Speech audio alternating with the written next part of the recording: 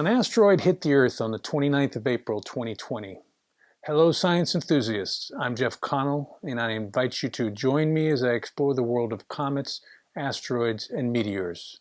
Before I get to this topic, though, I want to convey my sympathies to everyone around the globe who's been affected in some way by the novel coronavirus. To those who have lost someone or who are concerned about someone close to them, my heart goes out to you. To anyone fighting the virus, please keep your hopes high and hang in there. To the medical professionals on the front lines, you are our saviors and you are doing a phenomenal job.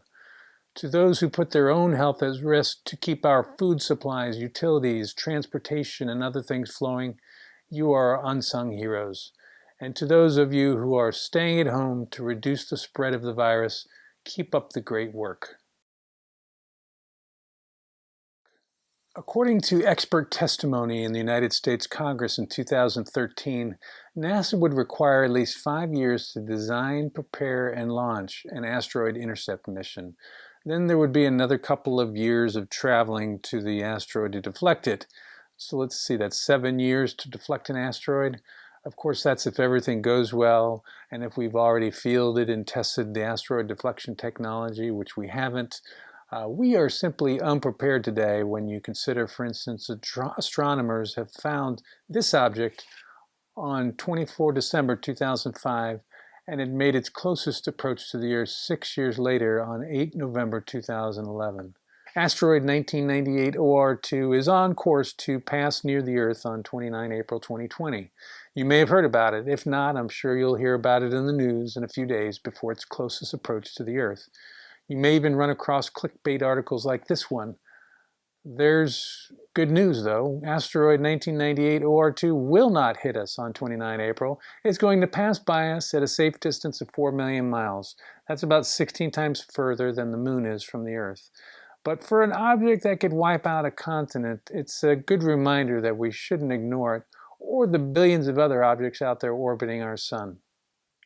We know that at least one object from space caused a mass extinction event on this planet. In the late 1970s, while geophysicists Antonio Camargo and Glenn Penfield were searching for oil in Mexico, they discovered a 112-mile-wide, 3,000-foot-deep crater near the northern coast of the Yucatan Peninsula. It was later determined that the Chicxulub crater was created 66 million years ago when a 7-mile-wide asteroid impacted the Earth at a speed of approximately 40,000 miles per hour. To put the destructive power of this impact into perspective, the Tsar bomb created by the Soviet Union is the largest nuclear weapon ever created by man.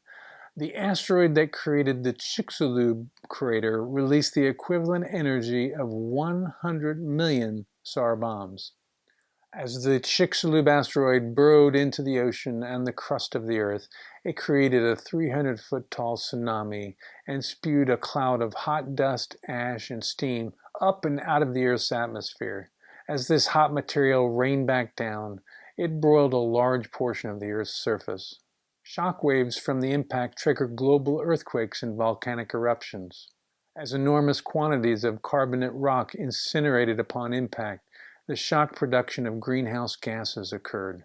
Dust in the atmosphere blocked sunlight from reaching the surface of the Earth for at least a decade, and when the dust settled, 75% of all plant and animal life on the Earth was extinct, including all of the non-avian dinosaurs.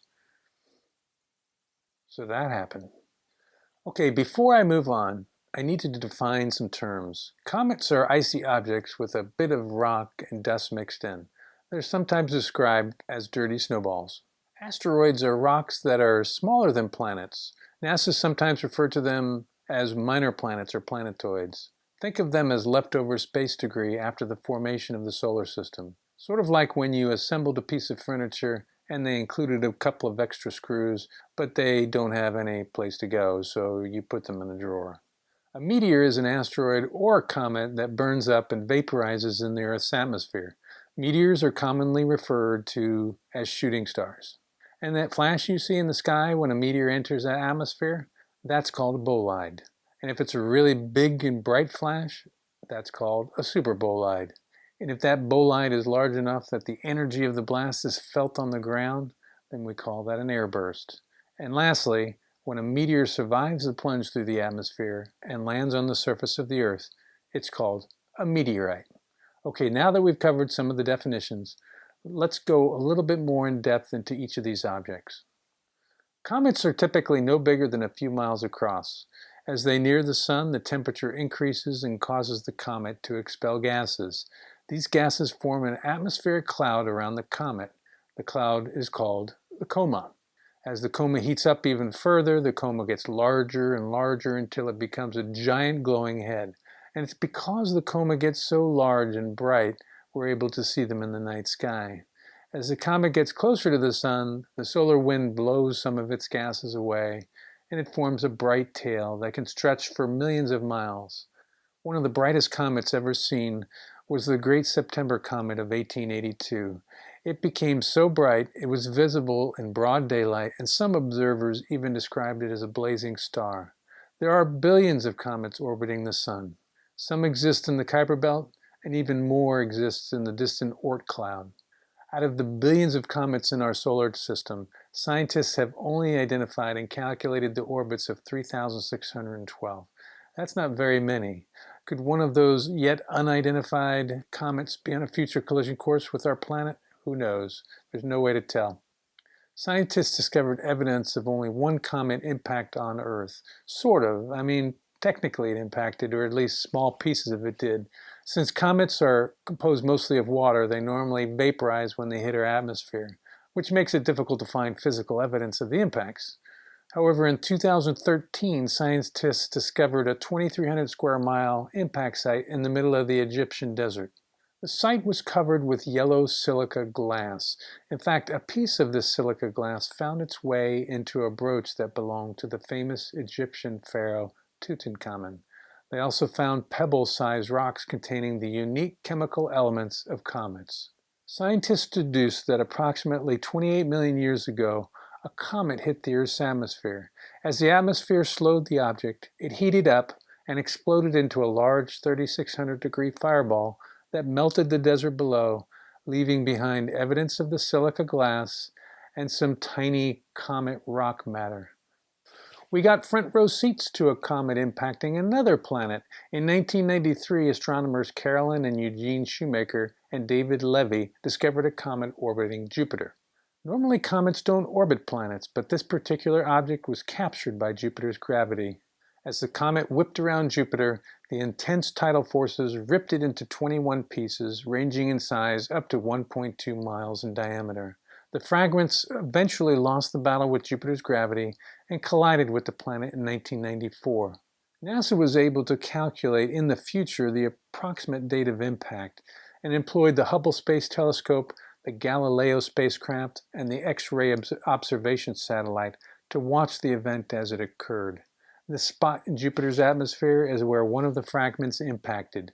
It's approximately 1 Earth radius across, so imagine if this 1.2 mile wide fragment had impacted the Earth's atmosphere. While 99.9% of the comets astronomers have discovered orbit our sun, we know of at least 2 that arrive from outside our solar system. Remember this alien-looking object? In 2017, Oumuamua became the first known interstellar object to visit our solar system. The 1/2 mile long object swung past the sun at 54 miles per second. The comet was discovered on 19 October after it had already passed its closest approach to the Earth 5 days earlier. That's kind of scary. The closest approach to the Earth was 15 million miles, so that's a good thing. The comet is now on its way out of our solar system and will not return. The second interstellar object ever discovered was Comet Borisov. The comet was discovered on 30 August 2019 and passed closest to the Earth 121 days later. So we got about 4 months' notice on that one. The fact that we've discovered the first 2 interstellar objects within 2 years of each other shows how well we've improved our observational techniques, but also indicates that these visitations may occur more frequently than we previously thought. How many more interstellar visitors will we see in the future? I'm not sure how many of you have seen a comet in the night sky. I remember a few in my lifetime. They're often not visible to the naked eye, despite the fact that there are always a few out there. Our ability to see them without a large telescope depends on several variables. the comet's orbit, the location of the comet relative to the Earth and Sun, and the size and composition of the comet. However, Comet Atlas shows some promise of being visible with the naked eye in May of 2020. Its closest approach to the Earth will occur on the 23rd of May. Remember though, comets are inherently unpredictable, so we'll just have to wait to see how Comet Atlas performs. Alright, let's turn our attention to asteroids. Most asteroids hang out in the asteroid belt between the planets Mars and Jupiter. The mass of all the asteroids in the belt is less than that of the Earth's moon. NASA estimates that there are approximately 1.9 million asteroids hanging out in this belt, ranging in size from a few feet across to hundreds of miles in diameter. The largest asteroid is Ceres, which is 583 miles in diameter. The smallest asteroid ever cataloged was a 6-foot wide rock called 2015 TC25. NASA was only able to identify this small object because it flew by us very close. Both Jupiter and Mars move through the asteroid belt at points in their orbits around the Sun.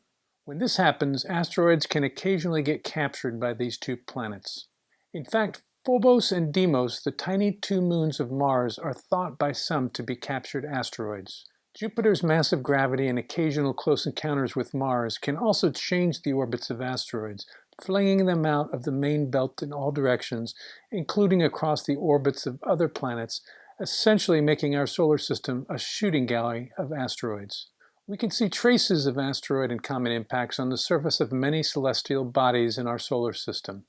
Look at any planet or moon without an atmosphere and you'll see the scars of past impacts. The Earth's atmosphere protects us from the smaller asteroids because they burn up and disintegrate into dust before they hit our planet's surface. Interestingly, approximately 25 million objects enter our atmosphere each day, adding about 11 million pounds of meteor dust to our planet each year. On any clear night in a location with little light pollution, you can see meteorites entering the atmosphere. Most of these shooting stars are very small fragments of larger asteroids or comets. Larger meteors occasionally enter our atmosphere and explode, creating what is called an airburst.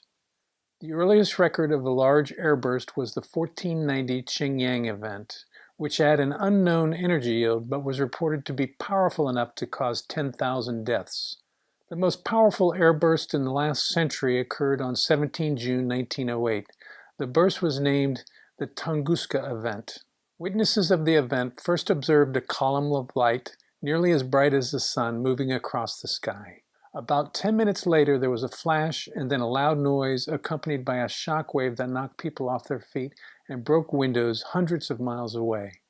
Fortunately, the explosion occurred over a sparsely populated area, so human casualties were low. However, the blast flattened 830 square miles of forest, which included 80 million trees and all life that existed in that region. The next largest event was the Chelyabinsk meteor that exploded over Russia on 15 February 2013.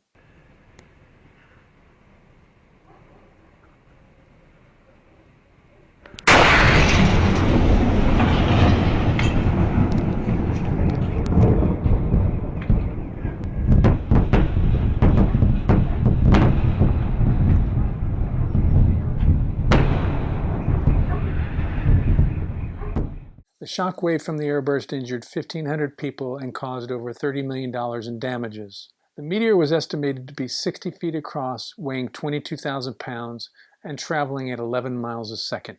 The blast was equivalent to 500 kilotons of TNT. To put this into perspective, the earliest nuclear weapons had an energy equivalent of 15 kilotons of TNT. This blast was 33 times as intense. The airburst occurred over the city of Chelyabinsk, which had a population of 3.4 million people. Fortunately, because the meteor impacted the atmosphere at a shallow angle, it exploded 18.5 miles above the city. Had it arrived at a steeper angle, there could have been more damage. The third largest recorded airburst occurred on 18 December 2018, when a 30-foot wide meteor exploded over Russia with the explosive power equivalent to 173 kilotons of TNT, or about 10 times the energy of our earliest nuclear weapons. Again, we got lucky because the explosion occurred 16 miles in the air and over the ocean off the east coast of Russia. Now, these events are not isolated.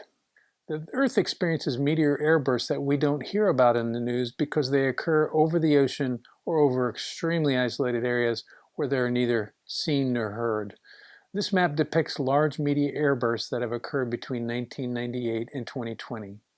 This data was collected from government agencies that use sensors to monitor nuclear weapons testing. The size of each circle is proportional to the energy radiated when the airburst occurred. If we adjust the map to show only airbursts that would be roughly equivalent to our earliest nuclear weapons, we can see that in just the last 20 years, several airbursts produce enough energy to do some damage to a city. Alright, so let's talk about how big an object would have to be to survive a trip through our atmosphere and actually hit the Earth. Well, it depends on a few factors. The composition and density of the material is one factor. As I said earlier, a comet is more likely to burn up in our atmosphere because it's composed mostly of ice and frozen gases. The speed and angle of approach of the object are also factors. Two identical objects traveling toward the Earth at different speeds or different angles will disperse energy differently. For instance, if a meteor arrives at a very shallow angle, it is more likely to explode before hitting the Earth's surface because it has to travel through more atmosphere, while a meteor arriving at a steep angle might have a better chance of surviving the trip through the atmosphere and release most of its energy on the ground. But scientists say that roughly an asteroid smaller than 80 feet across has a higher chance of burning up in our atmosphere, while an asteroid larger than 80 feet across has a better chance of surviving the trip through the atmosphere and impacting the ground. So what size asteroid would cause some serious damage? Again, the variables are complicated, but generally an asteroid the size of a football field would cause significant damage to a large city, and an asteroid half a mile across or larger would have from continental up to global consequences. And if the asteroid was several miles across, it could potentially threaten life on the planet. Of the billions of comets and millions of asteroids orbiting the Sun, NASA's Center for Near-Earth Object Studies, or CNEOS, has calculated the orbits of approximately 1 million objects. Out of this number, approximately 22,000 objects have been categorized as near-Earth objects. Near-Earth objects are asteroids or comets that will approach Earth closer than 121 million miles at some point in the next 100 years and are larger than 460 feet across. This video representation shows the growth in the number of asteroids discovered since 1998. The near-Earth objects are the blue-colored dots. Over the last 20 years, CNEOS focused on identifying the most dangerous objects first. These would be the asteroids and comets a half a mile wide or larger that have a potential of wiping out a continent or disrupting life on the entire planet. So far, CNEOS has identified 902 of these killer objects. The biggest near-Earth object is Eros, which is 10 miles wide. If you remember, the asteroid that killed off the dinosaurs was 7 miles wide. The good news is that none of these very dangerous objects are projected to impact the Earth over the next 100 years. However, in 1998, one of these asteroids scared the world when astronomers received a message on a newly discovered asteroid called 1997 XF11. Initial orbital calculations suggested that there was a chance that this mile-wide object could hit the Earth in 2028. News spread quickly, and the media outlets broadcast the prospect that Earth was doomed. As it turned out, the Earth was never in danger. After the orbital data was confirmed by several other astronomers, the world learned that the asteroid would miss the Earth by about 500,000 miles, about twice the distance of the Moon. Still pretty close, but the media frenzy that erupted around 1997 XF11 demonstrated the need for clarity and precision when communicating near-Earth objects with the public. So from this point on, NASA's Center for Near-Earth Object Studies, or CNEOS, took the lead communicating impact risk with the public. CNEOS developed a highly automated collision monitoring system that continually scans the most current asteroid catalog for possibilities of future impact with Earth over the next 100 years. Whenever a potential impact is detected, it is analyzed and the results are immediately published on their website. Anyone can access this website. I'll place the address in the notes below. So why are they only predicting 100 years into the future? Why not further? As it turns out, the further out you predict into the future, the more uncertainty there is. Orbital uncertainty is compounded year by year. Being off by, say, 20 miles today equates to the orbital uncertainty thousands of times greater many years in the future. CNEOS also created a subclassification of near-Earth objects, which are called potentially hazardous objects. Potentially hazardous objects are comets or asteroids that will come within 4.6 million miles of Earth and are larger than 460 feet across. In other words, any object that comes uncomfortably close and is big enough to do a lot of damage. Which brings us back to 1998 OR2. CNEOS classified this asteroid as a potentially hazardous object, not because it puts Earth in imminent danger, but because it may be as large as 2.5 miles across and will approach within 4 million miles of Earth on 29 April 2020. Asteroid 2001 FO32, measuring a mile across, is also due to visit our neighborhood the 21st of March 2021. And as you can see from this short list of potentially hazardous objects that will visit us over the next year, these objects are everywhere. Our solar system is really a shooting gallery. If you're not convinced, you may change your mind in 2029 when asteroid Apophis passes within 23,000 miles of Earth. This object is as large as a skyscraper, flying through space at 10 times the speed of a bullet and carrying the equivalent energy of all the world's nuclear weapons combined. When it passes by us, it will be closer to the Earth's surface than many of our orbiting satellites. It will likely give us all a big scare. However, the bigger concern is not 1998 OR2 or 2001 FO32 or even Apophis. These objects aren't a threat within the next century. It's the objects we don't know about that concerns NASA. While the chances of a major collision are low in the near term, there is a certainty that one will eventually happen unless defensive measures are taken. Astronomical events such as the Shoemaker-Levy comet impact on Jupiter and the 2013 Chelyabinsk meteor, along with the growing number of objects recently added to CNEOS's database, have renewed attention to this threat. And also remember that at any time Jupiter might extract a large asteroid out of the asteroid belt and fling it in our direction. Or we could be visited by another extraterrestrial object, or one of those asteroids that we do know about could get bumped in our direction by another asteroid. And this is where NASA's Planetary Defense Plan comes in. In June 2018, the United States National Science and Technology Council warned the world that we were unprepared for an asteroid impact event, so they developed the National Near-Earth Object Preparedness Strategy and Action Plan. This 18-page document outlines steps NASA will take over the next 10 years to prevent a dangerous object from striking Earth. 3 concepts are currently being explored: kinetic impactors, nuclear devices, and gravity tractors. The concept behind a kinetic impactor is that if you hit an asteroid with another object of high enough mass and with enough speed, and while the asteroid is far away, the momentum of the impactor will cause a slight change in the asteroid's velocity and cause it to deviate from its original course just enough to miss the Earth. The nuclear device concept involves exploding one or more explosive devices above, on, or slightly beneath the surface of a threatening object.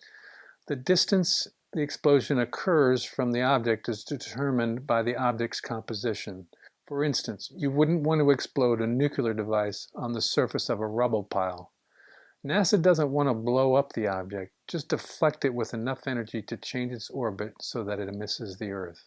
The gravity tractor concept is the idea of placing a massive unmanned spacecraft near the object so that it gravitationally pulls the asteroid into a non-threatening orbit. Though both objects are gravitationally pulled toward each other, the spacecraft can counter the force towards the asteroid using, for example, an ion thruster. So the net effect would be that the asteroid is accelerated towards the spacecraft and thus slightly defected from its orbit. While extremely slow, this method has the advantage of working irrespective of the asteroid's composition or spin rate. But a gravity tractor would likely have to spend several years beside the asteroid to be effective. So what is NASA working on now? Well, we know we have enough nuclear weapons in our arsenal to execute that option if ever needed, and NASA has more design work to do on the gravity tractor concept. So NASA's been focusing on the kinetic impactor concept. NASA plans to launch a double asteroid redirection test mission in 2021, which will be the first demonstration of the kinetic impact technique.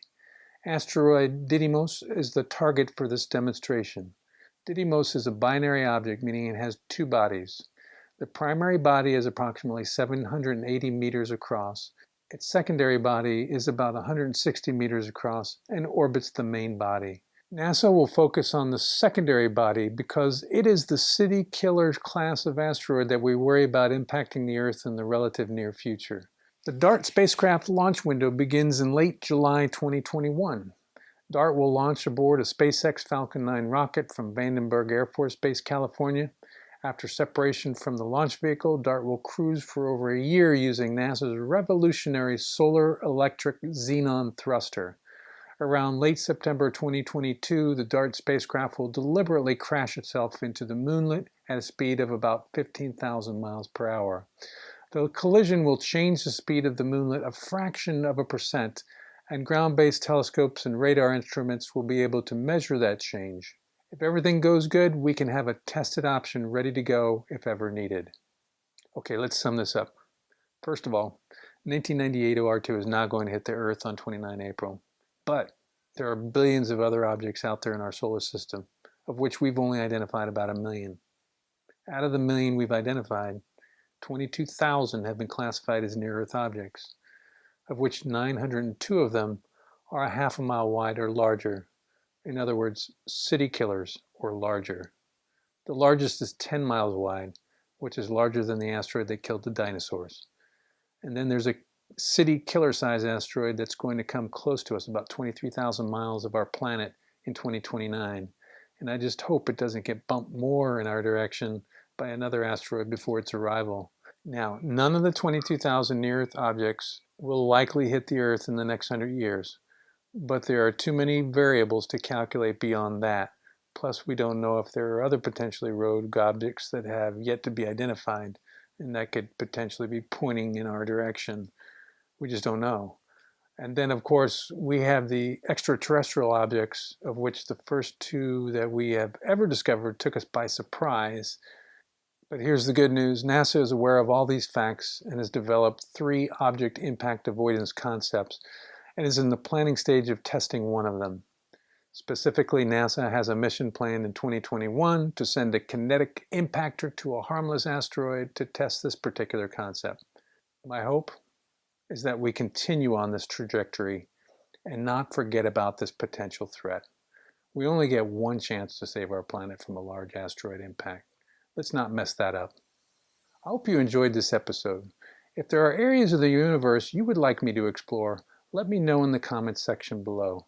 Please like and share this episode with your friends and family if you think it's educational.